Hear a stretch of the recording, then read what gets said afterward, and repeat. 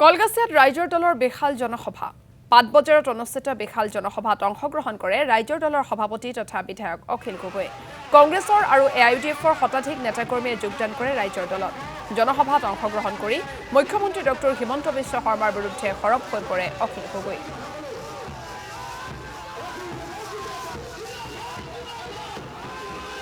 আমাৰ মামা মুখ্যমন্ত্ৰী হিমন্ত বিশ্ব শৰ্মাৰ মুখ্যমন্ত্ৰিত্বৰ চাউলটো উকলিছে ২৬ত তেওঁক বিদায় দিবৰ কাৰণে মানুহ সাজু হৈছে আৰু ২৬ত আমি ঐক্যবদ্ধভাৱে মামাক বিদায় দিব পাৰিম, হিমন্ত বিশ্ব শৰ্মাক বিদায় দিব পাৰিম, তাৰ কাৰণে আমি সকলো সাজু হৈছোঁ। বা ৰাইজৰ দলে চৰকাৰ গঠন কৰে বা ৰাইজৰ দলৰ অংশীদাৰিত্বত যদি চৰকাৰ হয় তেতিয়াহ'লে ২৬ চনত আমি অসমত হিন্দু মুছলমানৰ ৰাজনীতিটো টোটেলি নাইকিয়া কৰি দিম, জাতি বৰ্ণৰ ৰাজনীতিৰে নাইকিয়া কৰি দিম আৰু নতুন এটা উন্নয়নৰ যুগ আৰম্ভ কৰিম, য'ত প্ৰত্যেকজন মানুহক ভোগ দখলী মাটিৰ পট্টা দিয়া হ'ব আৰু যি পট্টা পাব, পট্টা পোৱা প্ৰত্যেক টুকুৰা মাটি চৰকাৰে নিৰাপদ কৰিবৰ কাৰণে বানপানী আৰু গৰাখহনীয়া ৰোধ কৰি দিব।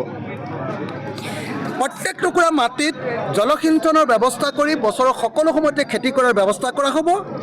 যদি বছৰত ৩বাৰ খেতি কৰে তেতিয়াহ'লে মাটিৰ খাজনা ফ্ৰী হ'ব আৰু যদি খেতি নকৰে তেতিয়াহ'লে ৫ গুণ খাজনা বঢ়াই দিয়া হ'ব।